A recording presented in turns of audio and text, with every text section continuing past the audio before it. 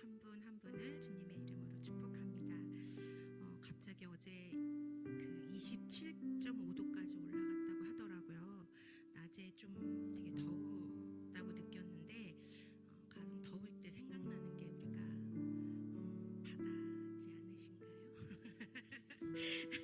성경에서 바다는 많은 의미를 갖고 있는데 출애굽할 때 모세가 홍해를 지팡이로 갈랐고, 그래서 또 마른 땅을 또 걷게 하셨고, 하나님께서 또 바다와 풍랑은 또 신약에서는 고난을 상징하기도 하고, 예수님께서 바다에서 또 기적을 행하시고 또 표적을 나타내셨는데, 우리 삶에서 하나님께서 또한 예수님 주님이 우리 삶에 나타난 그런 구원의 기적들을 우리가 오늘 좀 생각하면서 함께 찬양했으면 좋겠습니다. 아멘.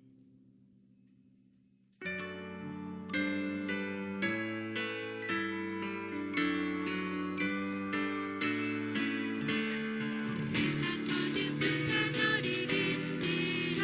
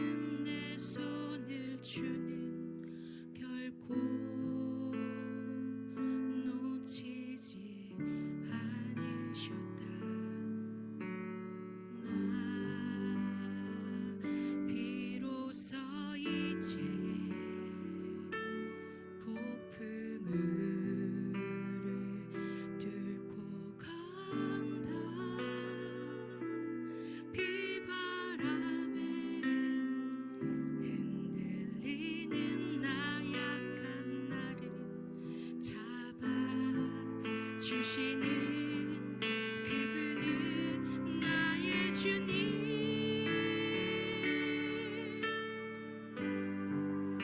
주 나를 놓지 마소서.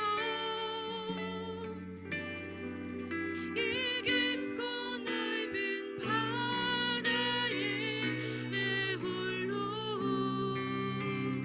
내 삶의 항해 끝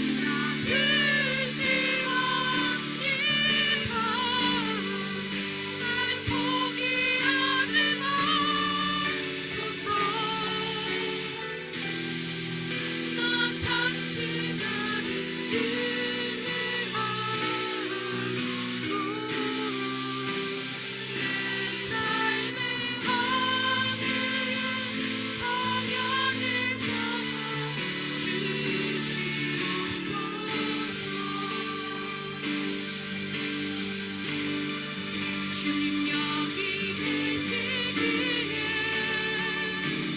이 깊은 바다가 반석이 되고 주님 여기 계시기에 반석이 내가 걸어가리라. 주님 여기 계시기에 저거지 파도가 반석이 되고 주님 여기 계시기에 반석 위를 내가 걷습니다.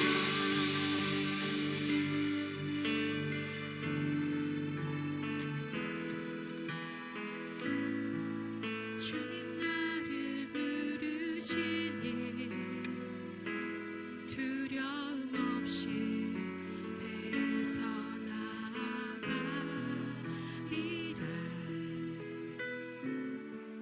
주님 나를 부르시니 주님 내게 허락하시니 주님 보고 계시기에 주님 보고 계시기에 의심치 않고 바다를 걸어가리라. 주님 보고 계시기에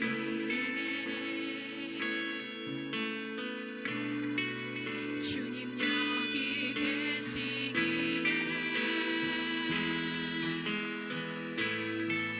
주님 여기 계시기에 이 깊은 바다가 반석이 되고 주님 여기 계시기에 반석 위를 내가 걸어가리라.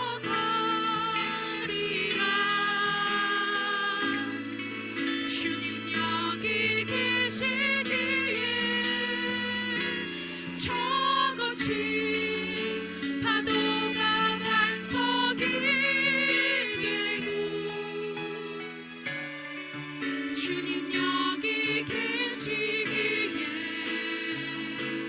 반석 위를 내가 걷습니다. 우리 함께 기도하며 나아가기를 원합니다. 예수께서 이르시되 어찌하여 무서워하느냐 믿음이 작은 자들아 하시고 곧 일어나사 바람과 바다를 꾸짖으시니 아주 잔잔하게 되거늘. 아멘. 내 인생에 불어오는 풍파와 폭풍우를 이길 수 있는 믿음 주시길 원합니다. 어떤 상황 가운데서도 주님을 바라보며 기도하게 하여 주시옵소서. 매섭고 거센 비바람 속에서도 내 마음은 언제나 주님을 향할 수 있길 원합니다.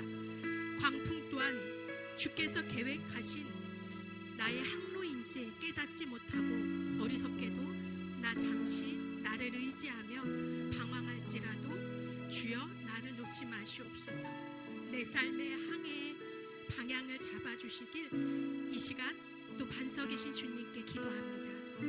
이런 기도 제목을 담아 우리 오늘 드려질 예배를 위하여 또한 말씀 전하실 목사님께 영육간의 강건함과 그 말씀 가운데 기름 부으심이 있길 우리 주님의 이름 한번 부르고 기도하시겠습니다. 주여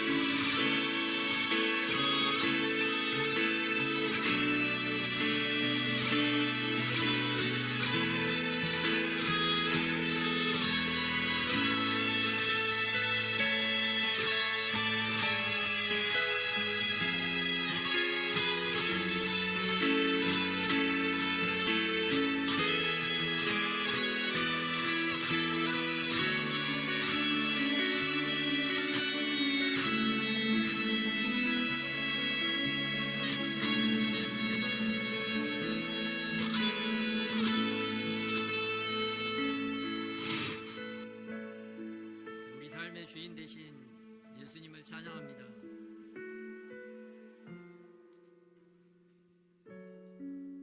우리 삶 가운데 왕으로 좌정하여 주시옵시고 만군의 하나님으로 우리가 온전히 경배하는 자들이 되게 하여 주시옵소서.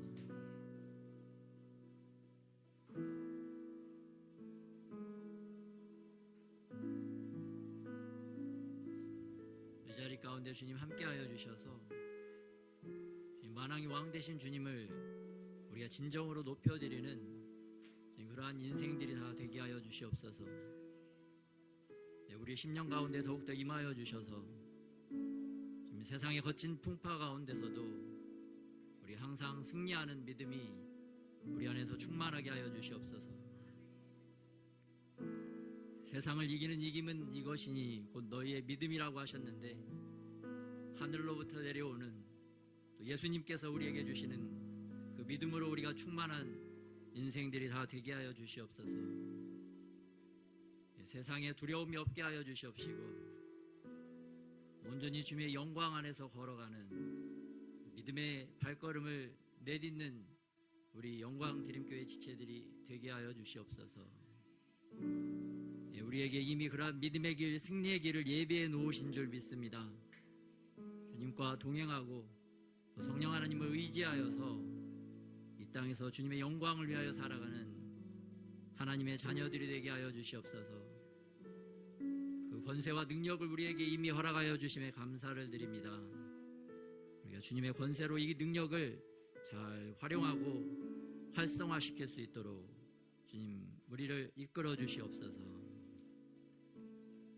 오늘도 그렇게 승리의 길로 이끌어 주시는 우리 주 예수님의 이름으로 기도드렸습니다.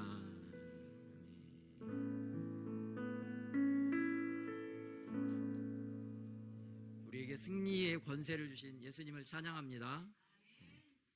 여러분, 그 사자 새끼는 이미 사자의 본능을 가지고 있는 것입니다.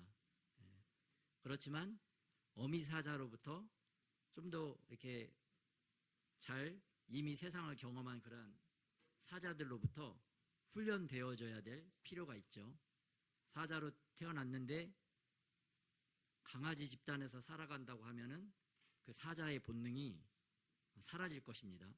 그러나 그 사자가 정말 사자 집단에서 생활을 한다면 시간이 지나면서 어미 사자의 그 사자의 권세 있는 그 능력, 그 본능이 점차 살아날 줄 믿습니다.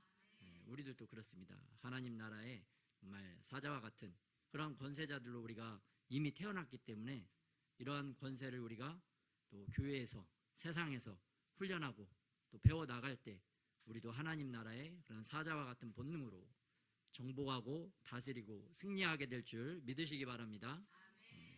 그런 삶을 다 살아서 이 땅에서도 그렇게 살아가고 이 땅에서도 그렇게 승리를 누리는 하나님의 사자와 같은 저와 여러분이 되시기를 예수님의 이름으로 축복합니다. 이러한 우리의 모든 유익을 위하여 우리가 우리 되게 하고 우리가 하나님의 자녀 되게 하는 그러한 유익을 위하여 주님께서 우리로 계속해서 일하고 계신 줄 믿으시기 바랍니다.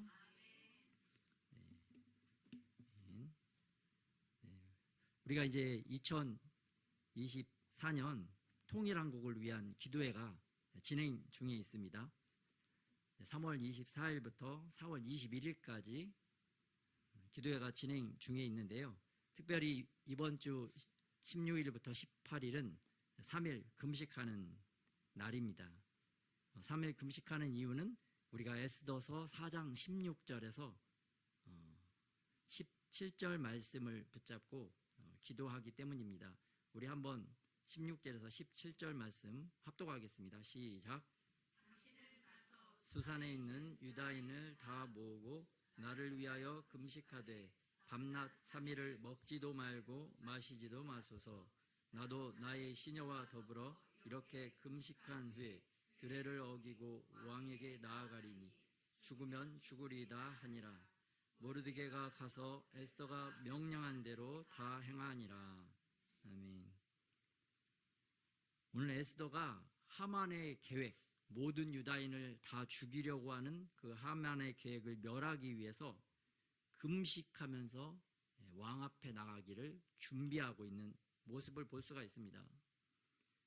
이 에스더가 금식하는 이유는 인간 왕 앞에 나아가기 전에 하늘에 계신 하나님 앞에 나아가서 그분의 자비와 긍휼을 얻기 위함인 줄 믿습니다. 우리들도 이 북한의 악한 김정은의 계획을 멸하기 위해서 우리가 하늘의 하나님 앞에 나아가서 우리 자신을 준비하고 기도해야 될 줄 믿습니다. 이러한 우리가 하나님의 은혜를 얻기 위해서 4월 16일에서 18일 3일 마치 에스더처럼 금식을 하기로 날짜를 정했습니다.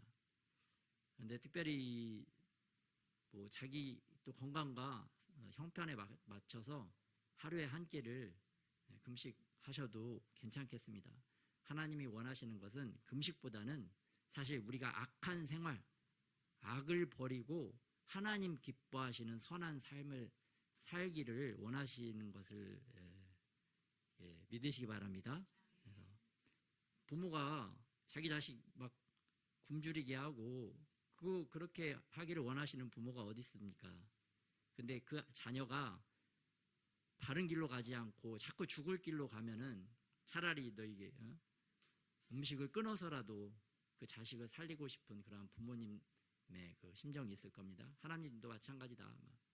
음식을 끊는 것도 사실 중요합니다. 왜냐하면은 우리를 괴롭히는 악한 영들이 우리 주변에 있기 때문에 그런 것들 떼어버리고 그런 것들을 잠잠케 하기 위해서는 내가 좀 이제 금식하면서 온전히 주님께만 집중할 수 있는 그러한 시간, 그런 시간이 굉장히 필요합니다.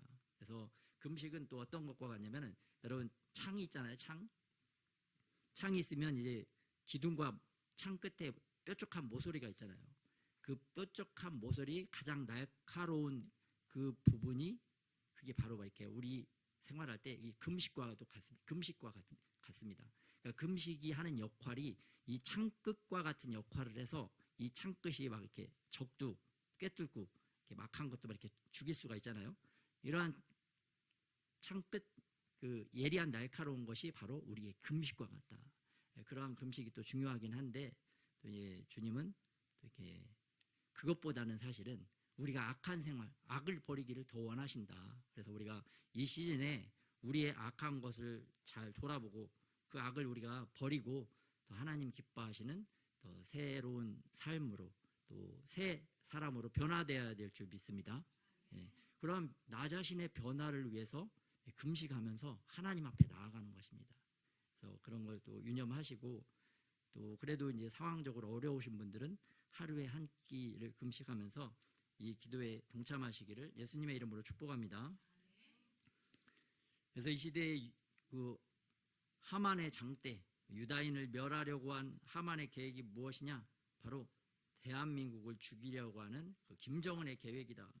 김정은이 이번에 보니까 우리 10일 날 총선 당일에 서울에 지도를 펼쳐놓고 전쟁 준비를 이렇게 강조를 했다. 그러한 기사들이 많이 나왔습니다. 그래서 이러한 악한 영에게 붙들려서 대한민국을 멸하려고 하는 저 김정은의 악한 계획을 우리가 오히려 멸하기 위해서는 그 계획을 폐지하도록 하기 위해서는 우리가 하나님 앞에 나아가서 우리 자신을 더 정결하게 하고 우리가 기도할 때 하나님께서 북한에 있는 악한 영을 멸하여 주시고 김정은의 계획을 멸하여 주실 줄 믿습니다. 그래서 우리가 살 길을 얻고 우리가 또 우리 자손들이 계속 또 하나님을 이렇게 찬양하고 경배하는 그 교회가 존재할 수가 있다. 그러한 영광스러운 기도의 자리에 우리를 불러주시고 사용해 주신 하나님께 우리가 감사해야 될 줄 믿습니다. 감사합니다. 그래 감사하는 마음으로 우리가 또 기도를 해야 되겠습니다. 두려워하는 마음, 그런 마음으로 근심하는 마음으로 기도하는 것이 아니라 주님께서 반드시 살려주실 거야. 반드시 도와주실 거야. 주님이 한번 입으로 후 불어버리면 그런 악한 악인들 또 우리를 멸하려고 하는 그런 계획들이 다 날아갈 줄 믿습니다. 다 날아가서 이제 바다에 재처럼 다 빠질 줄 믿습니다. 그런 일을 하시려고 주님께서 우리로 기도하게 하시는 것을 볼 수가 있습니다. 네, 오늘 말씀으로 돌아가서 오늘 말씀은 요한복음 16장 1절에서 24절 말씀입니다. 같이 교도하도록 하겠습니다. 내가 이것을 너희에게 이름은 너희로 실족하지 않게 하려 함이니 사람들이 너희를 출교할 뿐 아니라 때가 이르면 무릇 너희를 죽이는 자가 생각하기를 이것이 하나님을 섬기는 일이라 하리라. 그들이 이런 일을 할 것은 아버지와 나를 알지 못함이라. 오직 너희에게 이 말을 한 것은 너희로 그 때를 당하면 내가 너희에게 말한 이것을 기억나게 하려 함이요 처음부터 이 말을 하지 아니한 것은 내가 너희와 함께 있었음이라. 지금 내가 나를 보내신 이에게로 가는데 너희 중에 나더러 어디로 가는지 묻는 자가 없고 도리어 내가 이 말을 함으로 너희 마음에 근심이 가득하였도다. 그러나 내가 너희에게 실상을 말하노니 내가 떠나가는 것이 너희에게 유익이라. 내가 떠나가지 아니하면 보혜사가 너희에게로 오시지 아니할 것이요 가면 내가 그를 너희에게로 보내리니 그가 와서 죄에 대하여 의에 대하여 심판에 대하여 세상을 책망하시리라. 죄에 대하여라 함은 그들이 나를 믿지 아니함이요 의에 대하여라 함은 내가 아버지께로 가니 너희가 다시 나를 보지 못함이요 심판에 대하여라 함은 이 세상 임금이 심판을 받았음이라. 내가 아직도 너희에게 이를 것이 많으나 지금은 너희가 감당하지 못하리라. 그러나 진리의 성령이 오시면 그가 너희를 모든 진리 가운데로 인도하시리니 그가 스스로 말하지 않고 오직 들은 것을 말하며 장래 일을 너희에게 알리시리라. 그가 내 영광을 나타내리니 내 것을 가지고 너희에게 알리시겠음이라. 무릇 아버지께 있는 것은 다 내 것이라. 그러므로 내가 말하기를 그가 내 것을 가지고 너희에게 알리시리라 하였노라.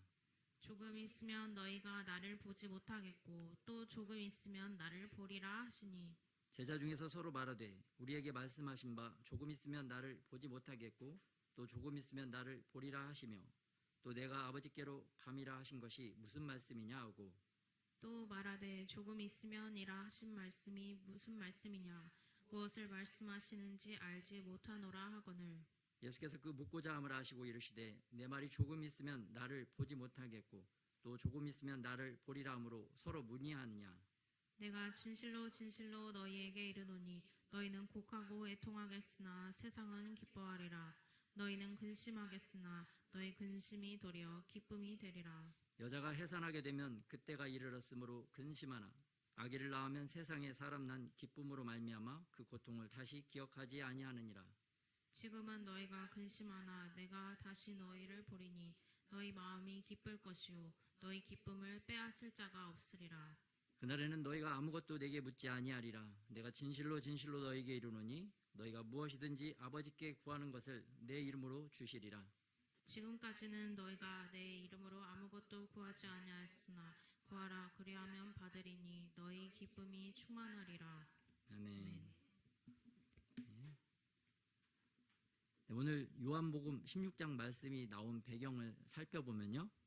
예수님께서 주일날 예루살렘에 입성을 하셨습니다. 종료주의를 맞아서. 그랬더니 막 사람들이 예수님을 호산나 호산나 외치면서 다윗의 자손이여 다윗의 왕이여 우리를 구원하소서 이렇게 예수님을 왕으로 높이면서 굉장히 환영을 받으며 예루살렘 성에 입성을 했습니다. 그때 예수님과 함께 막 성에 들어온 제자들은 기분이 어떻겠습니까? 굉장했겠죠. 그동안 국민들한테 막 비난받고 치탄받고 욕먹고 이렇게 죽일 뻔한 경우도 많았었는데 갑자기 예루살렘 성에 있는 사람들이 다 나와가지고 예수님을 왕으로 높이고 자기들은 예수님 이렇게 뒤를 따라가니까 기분이 어땠겠어요? 예수님이 왕이 되면 이제 내가 이스라엘 나라의 그 높은 장관 자리 하나씩은 가질 수가 있겠구나. 그래서 기분이 굉장히 기뻤을 것입니다. 그렇게 기뻤는데 오늘 본문 말씀을 한 그 배경은 5일째 목요일 최후의 만찬 6월절 만찬 그 맛있는 그 만찬을 즐기고 있는데 예수님께서 갑자기 심각한 이야기를 하시는 것입니다. 야 너희가 이제 출교를 당할 수가 있다. 유대교에서 너희들이 쫓겨날 수가 있다. 또 너희들 죽임을 당할 수도 있다. 그리고 또 내가 잠시 떠났다가 내가 다시 너희에게 올 거야. 그러면 너희들이 처음에는 막 곡하고 애통하고 슬프겠지만 나중에는 기쁘게 될 것이다. 이런 말씀을 하고 있는 겁니다. 그러니까 제자들이 기분이 어떻겠어요? 좀 이렇게 멘붕이 온 거죠. 아니 이제 예수님 왕이 되고 우리는 왕의 신하들이 돼서 멋지게 이 나라를 다스려 보려고 이렇게 들뜬 마음으로 흥분된 한 주간을 보냈는데 갑자기 저녁 밥 먹는 시간에 예수님께서 찬물을 끼얹는 듯한 말도 안 되는 그런 소리를 하니까 제 제자들이 좀 멘붕이 왔습니다. 그래서 이게 무슨 말이지? 무슨 뜻이지? 잘 모르겠는데 그러한 상황의 말씀이 오늘 말씀입니다. 그래서 제자들이 그동안 막 가정도 버리고 직업도 버리고 편한 삶도 다 버리고 인생의 역전을 꿈꾸면서 예수님을 이렇게 따라왔는데 그 인생 역전의 꿈이 바로 손앞에 있는 것 같은 그러한 상황인데 예수님께서 이러한 말도 안 되는 소리를 하니까 제자들 가운데 좀 근심이 들어왔어요. 어떤 일부 제자들은 좀 두려워했겠죠. 이런 두려운 상황 가운데에서 예수님께서 하시는 말씀이 오늘 본문의 말씀입니다. 왜 이 본문의 말씀을 하셨는가? 바로 제자들에게 유익을 주시기 위해서, 제자들이 앞으로 벌어질 일에 대해서 어떻게 대비를 해야 될지 미리 경고를 해주시는 것을 볼 수가 있습니다. 여러분, 예수님은 창세기부터 요한계시록까지의 말씀을 통해서 과거에 하나님을 믿었던 사람들에게도 미리 경고의 말씀들을 주셨고, 마지막 때를 살아가는 우리에게도 마지막 때가 어떻게 될 것인지 다 미리 경고해 주신 줄 믿으시기 바랍니다. 이 말씀 속에서 우리들이 어떻게 살 길을 찾을 수 있는지 미리 다 말씀해 주셨고, 또한 우리에게 성령 하나님을 보내어 주셔서 또한 구체적으로 어떠한 중요한 단계마다 우리에게 미리 경고를 해주시는 분인 줄을 믿으시기 바랍니다. 얼마나 감사하고 얼마나 좋으신 하나님이십니까? 우리의 유익을 위해서 오늘 또 말씀해 주시는 것을 볼 수가 있어요. 그래서 본문에 보면은 1절에 내가 이것을 너희에게 이름은 너희로 실족하지 않게 하려 함이라. 여기서 실족은 뭡니까? 발을 헛디는 거. 다시 말하면 잘못 행동하지 않는 거. 너희가 잘못 행동하면 안 된다. 그래서 내가 이것을 가르쳐 주겠다라고 말씀을 하고 계십니다. 그래서 예수님께서 너희가 출교를 당할 것이다. 여러분, 유대교에서 유대인이 출교를 당한다는 것은 너는 더 이상 이제 유대인이 아니기 때문에 너는 이제 이방인이다라는 뜻입니다. 이방인이면 어떻게 되느냐? 개, 돼지가 되는 것입니다. 유대인들이 볼 때는. 개, 돼지가 되어서 어떻게 당하느냐? 여러분, 사울이 바울 되기 전에 예수 믿는 사람들을 멀리까지 가가지고 막 잡아오잖아요. 그리고 감옥에 가두잖아요. 이렇게 출교를 당하면 유대인들에게 매를 맞을 수도 있고 감옥에 갇힐 수도 있고 심지어 죽임을 당할 수도 있습니다. 그래서 오늘 예수님께서 말씀하시죠. 너희들이 죽임을 당할 때에 내가 한 말을 기억하게 될 것이다. 왜 예수님께서 이렇게 죽음에 대해서 얘기하시느냐? 이제 조금 있으면 예수님도 죽으니까 이제 6월절 만찬 후에 한 14시간, 15시간 후에 예수님께서 이제 십자가에 죽기 때문에 예수님께서 이 제자들에게 죽음에 대해서 이야기하는 것을 볼 수가 있습니다. 그런데 이 예수님이 제자들이 출교당하고 죽을 때 예수님의 말씀을 기억하라고 하셨습니다. 우리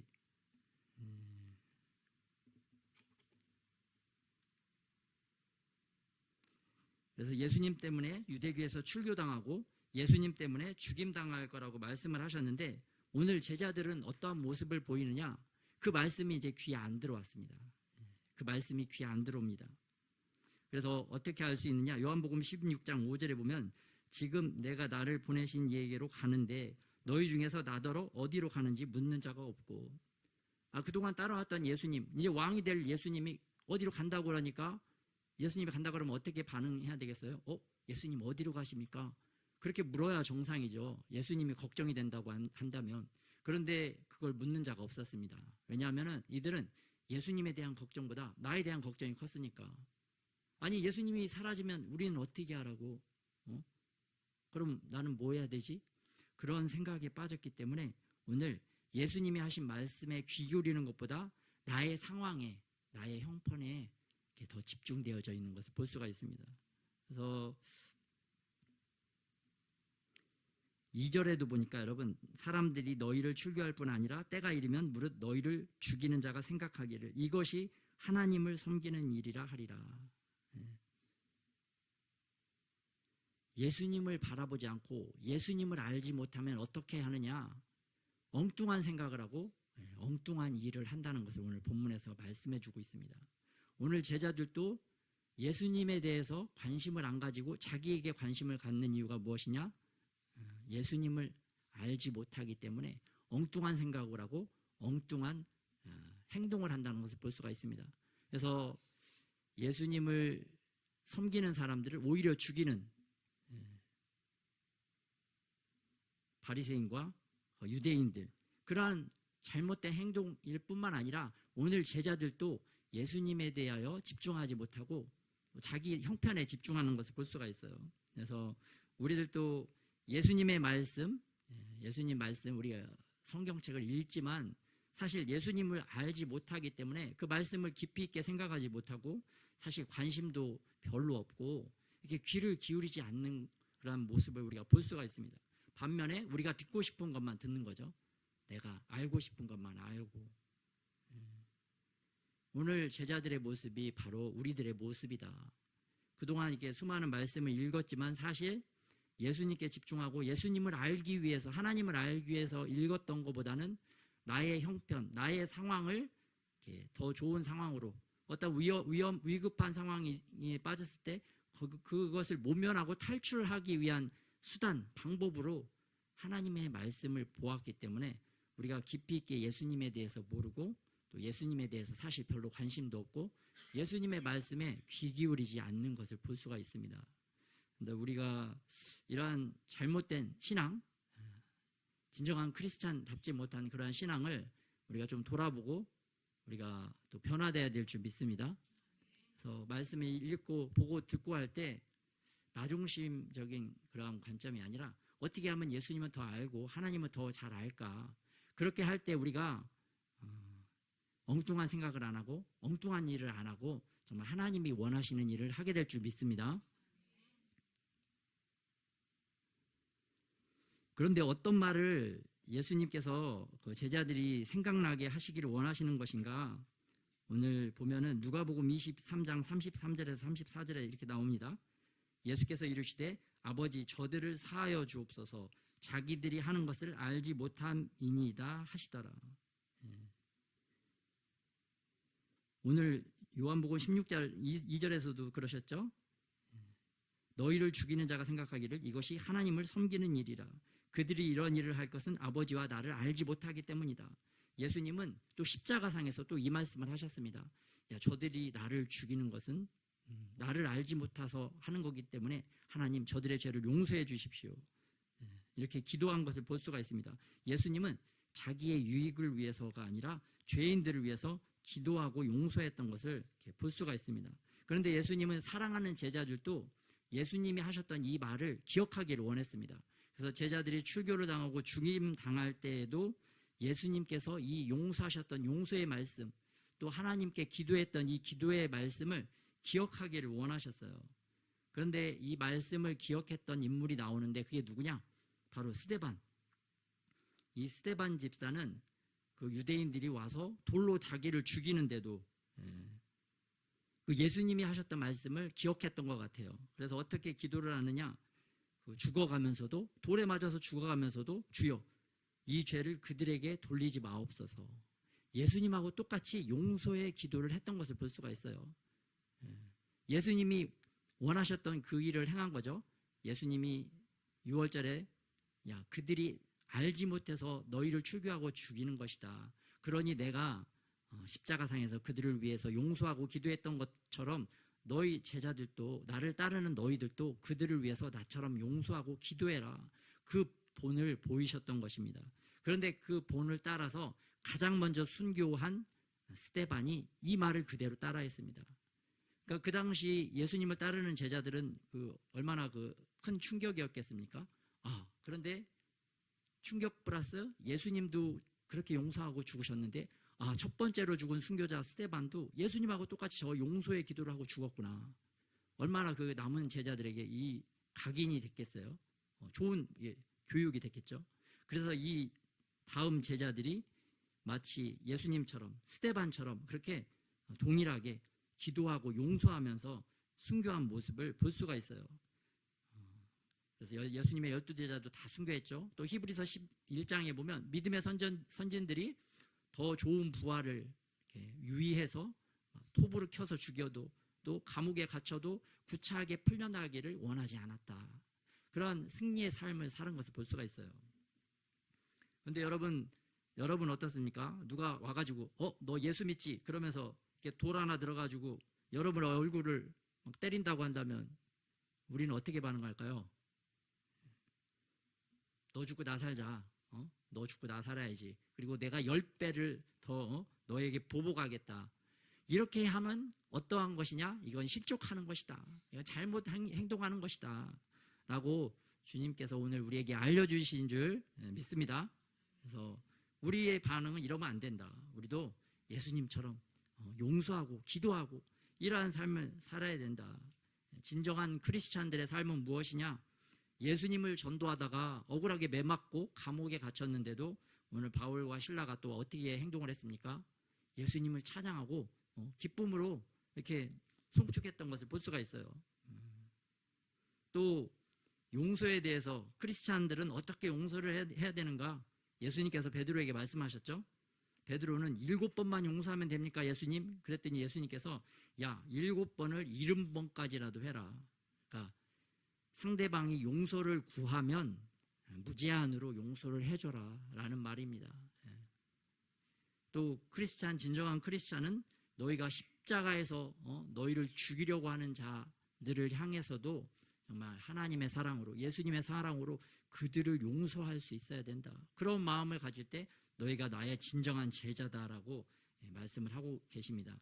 그러니까 거의 우리가 선으로 악을 이겨야 되는 것이 바로 크리스찬의 존재의 이유요 목적인 줄 믿으시기 바랍니다. 그래서 우리는 악을 더 큰 악으로 갚아주고 악을 더 큰 악으로 싸워 이기는 그러한 잘못된 세상적인 승리자가 아니라 그러한 악을 하나님의 선으로 이기는 예수님이 원하시는 그러한 승리자가 되어야 될 줄 믿습니다. 그래서 예수님께서 이 땅에 오신 이유, 또 이 땅에서 사신 이유, 이 땅에서 말하신 이유, 이 땅에서 죽으신 이유, 다 우리들 또한 제자들의 유익을 위해서 그렇게 살아가셨던 것을 볼 수가 있습니다. 그래서 오늘 16장 7절 본문에서 보면은 내가 떠나가는 것이 너희에게 유익이니라. 예수님은 우리의 유익을 위해서 말하시고 우리의 유익을 위해서 죽으시고 우리의 유익을 위해서 부활하셨구나. 실질적으로 그 유익을 몸소 롤모델로 행하셨던 것이 바로 십자가 사건이구나. 그런 것을 우리가 볼 수가 있습니다. 그런데 우리는 나의 뜻 안에서 다른 사람의 유익을 위해서 일하는 것이 아니라 하나님의 뜻 안에서 다른 사람의 유익을 위해서 일해야 될 줄 믿습니다. 그래서 그 하나님의 뜻을 알기 위해서 어떻게 해야 되느냐? 말씀과 성령의 인도함을 받아서 하나님의 뜻대로 남의 유익을 구할 줄 아는 저와 여러분이 되시기를 예수님의 이름으로 축복합니다. 또 이렇게 두려움에 떨게 될 앞으로 두려움에 떨게 될 제자들에게 예수님께서는 최고의 유익인 보혜사 성령 하나님을 보내어 주셨습니다. 그래서 성령님에 대해서 간단히 소개하면 첫째는 어떠한 분이신가? 죄에 대하여 세상을 책망하시는 분이다. 8절에 나오죠. 그가 와서 죄에 대하여 의에 대하여 심판에 대하여 세상을 책망하시리라. 죄에 대해서 세상을 책망함이라 함은 그들이 나를 믿지 아니함이요. 예수님께서 말씀하시는 가장 큰 죄는 무엇인가? 바로 예수님을 믿지 않는 죄입니다. 여러분, 저는 예수님 안 믿는데요. 그런 사람은 어떤 사람이야? 저는 가장 큰 죄인입니다. 저는 가장 교만한 사람입니다. 그거를 자기 입으로 시인하는 것입니다. 가장 큰 죄가 무엇이라고 했습니까? 예수님을 믿지 않는 거. 여러분, 예수님을 믿고 싶은데 믿지 않습니까? 믿고 싶은 게 아니라 사실은 믿고 싶지 않은 것입니다. 오늘 본문에도 나오죠. 16장 3절에 보면 왜 출교하고 그들이 예수님의 제자들을 죽이느냐? 그들이 이런 일을 할 것은 아버지와 나를 알지 못함이라. 알지 못함이라 말씀인데 사실은 더 깊이 자세하게 말하면 알고 싶지 아니했기 때문이다. 예수님은 세상 모든 사람들이 구원을 받으며 진리를 아는 데 이르기를 원하신다라고 분명히 말씀하셨는데 사람들은 하나님과 예수님을 알고 싶어 하지 않기 때문에 믿지 않는 것을 볼 수가 있습니다. 여러분 우리도 그렇죠? 어떤 일을 할 때 내가 정말 하고 싶어, 내가 정말 여기 알고 싶어, 그러면 어떻게 해요? 아침에 일찍 일어납니다. 그런데 알고 싶지도 않고 배우고 싶지도 않으면 어떻게 해요? 일어나기 싫죠? 일어나고 싶지 않죠? 그 마찬가지입니다. 우리가 예수님에 대해서, 하나님에 대해서 알고 싶어 하면은 알 수 있도록 하나님이 인도하시고 내가 그 길로 계속 가는데 내가 왜 그쪽으로 안 가느냐? 사실은 내가 알고 싶어 하지 않기 때문입니다. 알고 싶지 않고 귀 기울이고 싶지 않기 때문에 그러한 일을 반복하는 것을 볼 수가 있습니다. 그런데 그러한 것도 가장 큰 죄의 부류에 들어간다. 그래서 우리가 그러한 예수님을 알고 싶어 하지 않고 알려고 하지 않는 그러한 큰 죄악을 버리고 더욱더 예수님을 알고 하나님을 알기 위해서 힘쓰고 애쓰는 저와 여러분이 되시기를 예수님의 이름으로 축복합니다. 그런데 왜 예수님은 자기를 알려주고 싶어 하시느냐? 왜 우리에게 예수님을 알도록 그렇게 말씀을 하시느냐? 예수님을 알아야 우리가 죄에 빠지지 않기 때문입니다. 예수님을 모르고 죄에 빠지면 어떻게 됩니까? 우리가 죄 때문에 망하죠. 욕심이 잉태해서 죄를 낳고 죄가 장성한 즉 사망에 이르느니라. 죄가 커지면 당연 망하고 죽게 됩니다. 그리고 영원한 심판 가운데 들어가는 것입니다. 그래서 예수님께서 우리를 예수님을 믿게 하는 이유는 우리가 그러한 영원한 저주 가운데 들어가지 아니하고 정말 영원한 생명을 주시기 위해서 예수님을 믿으라고 우리에게 말씀하시는 줄 믿으시기 바랍니다. 그래서 그 영원한 생명줄을 붙잡고 영원한 생명, 천국으로 들어가는 저 여러분이 되시기를 예수님의 이름으로 축복합니다. 두 번째는 의에 대하여 세상을 책망하시는 분이다. 왜 의에 대해서 책망하시느냐? 그동안은 예수님이 함께 계셨으니까 예수님께서 그 의의 롤 모델이셨어요. 그래서 예수님을 따라서 예수님이 하시는 것을 보고 의로운 삶을 알 수가 있었는데 이제 예수님이 떠나가시니까 어떻게 사는 것이 의로운 삶인지 알 수가 없죠. 그렇기 때문에 성령 하나님께서 우리에게 오셔서 제자들에게 오셔서 야, 의로운 삶이란 이런 것이다라는 것을 깨우쳐 주신다는 것을 말씀해 주고 있습니다. 그래서 예수님이 없어도 예수님보다도 더 자세하게 구체적으로 바른 길로 우리 마음 가운데서 인도해 주시는 그런 놀라운 성령 하나님을 보내어 주시겠다라고 오늘 말씀을 해 주시고 계십니다. 세 번째는 심판에 대하여 세상을 책망하시리라. 심판은 무엇이냐? 이 세상 임금이 심판을 받았음이니라. 이 세상 임금이 누굴까요? 사단마귀.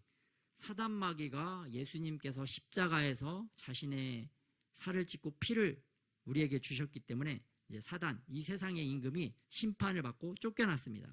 우리의 삶을 올가매고 우리를 반드시 저주 가운데 죽음 가운데 끌어가는 그러한 사단의 권세가 끊어졌다는 것을 예수님께서 선포하고 계시는 것입니다. 그래서 그리스도 예수 안에 있는 생명의 성령의 법이 죄와 사망의 법에서 너를 해방하였습니다. 그래서 성령 하나님이 우리들 마음 가운데 오면 어떻게 되느냐? 그동안 했던 죄가 자연스럽게 끊어지는 것입니다. 술, 담배 했던 사람이 성령 하나님을 받으면 자연스럽게 더 이상 하지 않게 돼요. 그냥 끊어지는 것입니다. 그런데 우리가 생각 속에 어떤 것이 있느냐? 성령 하나님을 받지 않으면 야, 술, 담배 안 먹으면 이 세상 무슨 재미로 살아가? 야, 그러한 쾌락적이고 정욕적인 거 안 하면 무슨 재미로 살아가? 그런 생각이 떠오르죠. 그게 바로 사단이 주는 생각입니다. 그러한 생각을 사단이 줄 때 예수님의 이름으로 사단이 주는 생각 떠나가라 선포하면 그러한 생각이, 그러한 사단이 떠나가고 우리에게 해방과 자유가 주어질 줄 믿습니다. 그래서 그러한 잘못된 생각, 사단이 주는 생각, 그러한 마음들이 올 때마다 예수님의 이름으로 꾸짖고 쫓아내면 그러한 것들이 사라지고 떠나간다. 그리고 성령 하나님께서 우리의 삶의 전 영역 가운데 더 임하시고 더 들어오시면 들어오실수록 우리가 온전히 모든 죄악을 다 벗어버리고 막 충만한 기쁨, 그 하나님의 영광이 드러나는 그런 삶을 살아가게 될 줄 믿습니다. 예. 그러한 놀라운 은혜를 우리에게 유익으로 주셨던 것을 볼 수가 있습니다. 그래서 하나님은 골로새서 1장 13절에서 어떻게 선포하느냐, 한번 말씀 같이 합독하겠습니다. 시작.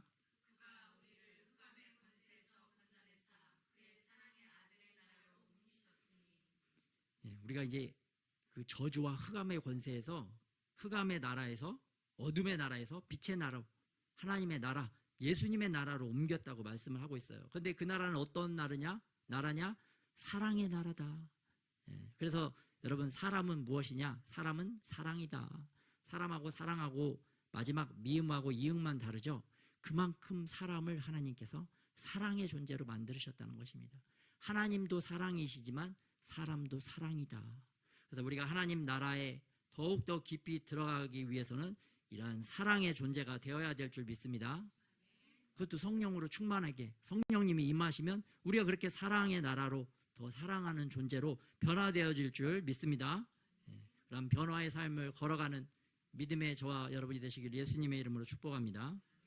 그래서 성령님은 또 오셔서 어떤 일을 행하시느냐? 우리를 모든 진리 가운데로 인도하시는 것입니다. 진리가 무엇이냐? 바로 예수님인데, 그 예수님이 하신 말씀이 성경입니다. 성경. 우리를 성경 말씀 속으로 계속 인도해 가신대요. 그래서 우리가 성경을 자꾸 보고 싶고 말씀을 자꾸 암송하고 싶고, 그러면 어떻게 되는 것이냐? 아, 성령님께서 나를 진리 가운데로 인도해 가시는구나. 그런데 성경은 안 읽고 자꾸 이제 세상적인 유튜브 보고 애들 막 이렇게 현란하게 몸짓하는 거, 그쪽으로만 자꾸 이게 시선과 눈이, 마음이 이렇게 돌아간다 그러면 어떻게 되는 거예요? 아, 성령님을 내가 이렇게 뒤로 밀치고 이 악한 것들이 나를 끌고 가는구나. 그런 거를 인식하고 우리 빨리 제정신 차리고 돌아와서 하나님의 말씀 앞으로 더 나와야 될 줄 믿습니다. 예, 진리 가운데로 인도하신다는 것은 우리를 말씀 가운데로, 하나님의 성경 가운데로 인도하시는 것입니다. 그리고 이렇게 말씀 앞으로 가까이 나올 때 우리가 예수님을 통해서 또 오늘 나의 삶도 깨닫게 되고, 또 장래 일도 하나님께서 말씀해 주신다고 하고 계십니다. 그래서 장래 일도 우리에게 깨닫게 해주시고 알게 해주신다. 얼마나 감사해요. 예, 인생 5분 앞도 모르는 인생이지만 결정적인 순간에 하나님께서 우리에게 장래 일을 말씀해 주셔서 우리가 생명의 길로 잘 올 수 있도록, 예수님께로 잘 올 수 있도록 그러한 유익한 길을 이미 우리에게 예배해 놓으신 줄 믿으시기 바랍니다. 그래서 오늘 제자들에게 또 예수님 말씀하십니다. 야, 내가 잠깐 떠나는데 그때가 되면 너희가 곡하고 애통하고 근심하는 상황에 빠질 거야. 그렇지만 세상은 반대로 기뻐하는 상황에 빠질 것이다. 그런데 내가 너희를 다시 보면 너희는 곧 기뻐하게 될 것이다. 오늘 예수님의 말씀을 통해서 보면 마치 우리의 인생이 이렇게 롤러코스터와 같은 인생과 같습니다. 예수님의 제자들도 그랬죠. 인생의 역전의 꿈을 꾸고 예수님을 따랐는데 갑자기 예수님이 떠나신다고 하니까 막 인생 나락으로 떨어진 듯한. 그래서 제자들이 다시 갈릴리로, 다시 과거의 어부 생활로 돌아가잖아요. 그렇지만 다시 예수님께서, 부활하신 예수님께서 오셔서 그들의 제자들의 삶을, 그들의 믿음을 다시 일으키셔서 인생이 반전되고 정말 예수님을 위해서, 복음을 위해서 멋지게 살아가다가 또 멋지게 죽은 것을 볼 수가 있어요. 그래서 예수님이 계획하신 우리의 인생은 어떤 인생이냐? 너희들도 멋지게 살아가자. 멋지게 죽어라. 그리고 멋지게 부활해라. 그러한 인생의 롤모델을 우리에게 예수님께서 제시해 주신 줄 믿고 우리도 그렇게 살아가야 될 줄 믿습니다. 그렇게 살아갈 때 우리 안에 그 마지막 때 영원한 기쁨을 누리게 된다. 또 이 땅에서부터 또 성령 충만하면 그러한 기쁨을 누리게 된다 라고 말씀해 주신 거 볼 수가 있습니다. 그리고 또 마지막으로 성령 하나님을 통해서 우리에게 주신 유익은 무엇이냐? 우리가 직접 하나님께 기도할 수 있다는 것입니다. 여러분, 힘들고 어렵고 그럴 때 정말 마음에서 우러나오는 기도를 해보십시오. 그러면은 하나님께서 반드시 응답하십니다. 구약에서 어떠한 사람들은 막 기도를 하는데 기도를 하는 것과 동시에 그 기도의 응답이 이루어지는 사건들이 있잖아요. 그거를 지금도 성령 하나님께서 우리가 전심으로 주님께 기도할 때 그러한 역사를 이루어 주시는 줄 믿으시기 바랍니다. 기도함과 동시에 말하고 있는데 그 기도가 응답이 되어지고 있는 것을 눈으로 보게 돼요. 성령 하나님이 그렇게 일하십니다. 또 어려움 가운데 있을 때 전심으로 주님을 찾으면 주님이 정말 우리를 건져주시고 구원해주시고 살려주신다. 우리의 기도를 다 듣고 계시고 우리를 보고 계시고 우리를 도와주기 위해서 지금도 눈동자와 같이 우리를 보호하고 계신다. 그러한 믿음으로 하나님께 나가서 기도하는 저와 여러분이 되시기를 예수님의 이름으로 축복합니다. 천군 만마와 같은 그러한 권세와 능력을 우리에게 주신 것입니다. 또 우리가 무엇을 어떻게 구해야 될지 알지 못할 때에도 성령님께서 우리 안에서 친히 우리를 위해서 탄식하시면서 간구하신다고 말씀하고 계십니다. 그래서 여러분 우리가 왜 이렇게 잘 되느냐? 어떨 때 보면은 망하고 사고 나고 다치고 그래야 되는데 왜 그런 일이 없었느냐? 성령 하나님께서 우리가 알지 못하는 사람들을 통해서 또 기도해 주시고 또 우리 안에 기도해 주셔서 우리가 이렇게 생명의 길을 가게 된 줄 믿으시기 바랍니다. 그래서 우리 기도 제목으로 말씀을 봅니다. 성령 하나님을 통해서 하나님께서 우리 인생 가운데 또 이 세상을 살 때 미리 경고해 주시는 분이시다. 그러나 우리가 주님의 말씀에 관심이 없고 귀 기울이지 못한 죄를 또 주님께 용서를 구해야 될 줄 믿습니다. 그래서 앞으로는 더 말씀에 관심 갖고 말씀에 더 귀를 기울이고 또 주님 말씀을 또 깨닫게 해달라고 기도해야 될 줄 믿습니다. 그리고 앞으로 더 우리가 죄에 대하여 죄가 많죠. 죄에 대하여 또 의에 대하여 의로운 삶에 대하여 또 심판에 대해서 더 배우고 더 알아야 되겠습니다. 그래서 진리의 말씀을 통해서 우리의 삶이 진리의 삶이 되어질 수 있도록 모든 것을 결정하고 선택할 때 나의 마음, 세상의 소리, 세상 사람들의 가치 판단이 아니라 성경 말씀, 진리의 가치 판단이 우리 안에 세워져야 될 줄 믿습니다. 그래서 우리 인생 가치 판단이 그렇게 세워지도록 또 더 기도하고 더 간구하고 더 감사하는 생활이 되어질 수 있도록 또 성령님 도와주시도록 또 이 PPT 띄워주시고요. 오늘 또 말씀 또 생각하고 또 이러한 멋진 인생 또 멋진 삶을 살아갈 수 있도록 주님 앞에 기도 나가도록 하겠습니다.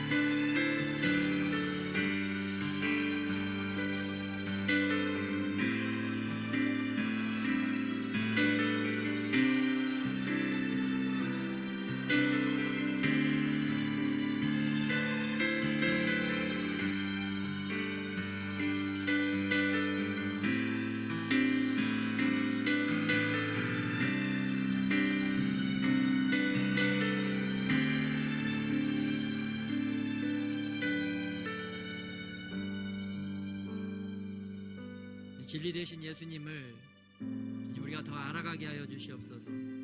더 알고자 하는 마음이 우리 가운데 주님 더 일어나게 하여 주시옵소서.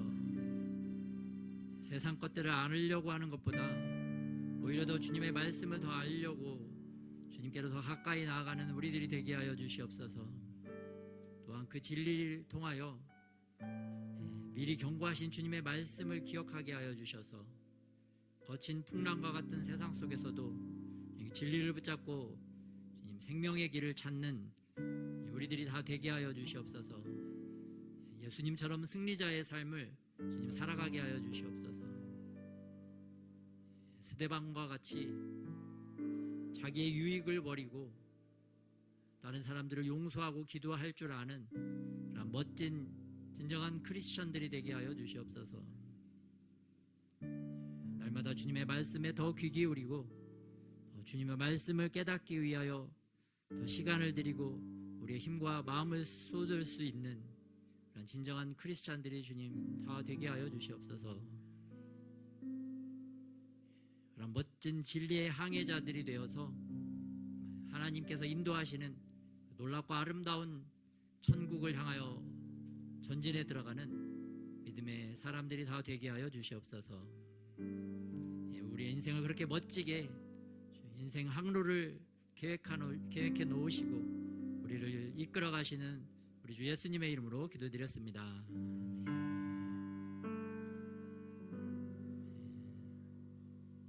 여러분, 우리의 인생의 항로를 진리를 향하여 더 멋지게 나아가는 저와 여러분이 되시기를 예수님의 이름으로 축복합니다. 오늘 열방을 위한 기도 제목.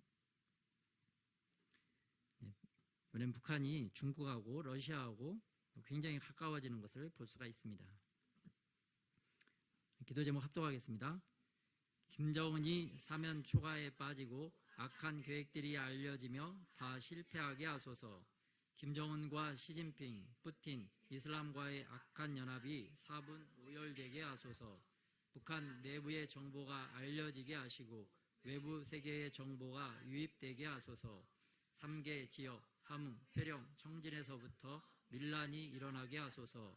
북한의 다른 세대가 자유민주주의를 외치고 김정은 정권에 대항하게 하소서. 부산을 쓸어버리고 서울을 쓸어버리려는 계획이 좌절되게 하소서. 대한민국의 부정부패가 청산되고 공의롭고 정의로운 나라가 되게 하소서. 선거와 관련된 불법선거, 조작선거, 금권선거 등은 합당한 처벌을 받게 하소서. 대통령과 위정자들에게 지혜를 주셔서 나라를 살리는 정책을 추진하게 하소서. 자유로운 통일 한국이 되어 북한 주민들도 기뻐하고 하나님께 감사하며 살게 하소서. 아멘. 이번에는 반도체도 아메리카 퍼스트. 그래서 AI 시대, 이제 앞으로는 AI 시대죠. 또 미국이 모든 칩을 다 삼키고 있다, 이런 보도가 나왔고, 또 이번에 그 반대로 중국도 이거를 공격하기 위해서 이동통신사들의 미국산 칩 사용을 금지를 했다고 합니다. 지금 뭐 미국하고 중국의 가장 강력한 두 나라가 엄청나게 전쟁을 치르고 있다. 첨단 기술 전쟁을 치르고 있다는 것을 볼 수가 있습니다. 중국 기도 제목 합독하겠습니다. 중국의 부동산 경기 부양과 부채 해결 정책이 실패하게 하소서. 은행들을 이용해 공산주의를 강화하려는 시진핑의 계획이 실패하게 하소서. 1대1로 사업이 부채의 늪에 빠져 전 세계에 대한 남아 정책이 차단되게 하소서. AI, 반도체, 양자 컴퓨터와 인공위성, 휴머노이드 기술의 발전이 차단되게 하소서. 공산주의 시스템이 붕괴되고 자유민주주의 시스템이 세워지게 하소서. 대만을 보호하여 주시고 남중국해의 난사군도가 평안하게 하소서. 아멘. 헌금 기도 드리겠습니다. 작은 예물이지만 주님 앞에 올려드린 이 예물을 주님 축복하여 주시옵소서. 더 주님을 알아가는, 더 주님을 사랑하게 되는 우리의 받침이 되게 하여 주시옵소서. 이제는 우리 주 예수 그리스도의 은혜와 아버지 하나님의 사랑하심과 성령의 교통하심이 모든 무리들 가운데서도 예수님을 더욱더 알고자 하고 더 주님께로 가까이 나아가기를 소원하면서 우리의 유익을 위하여 일하시는 예수님을 항상 송축할 줄 아는 이 시대 모든 하나님의 사람들 가운데 이러한 축복과 은혜가 영원토록 함께 하시기를 예수 그리스도의 이름으로 축원하옵나이다.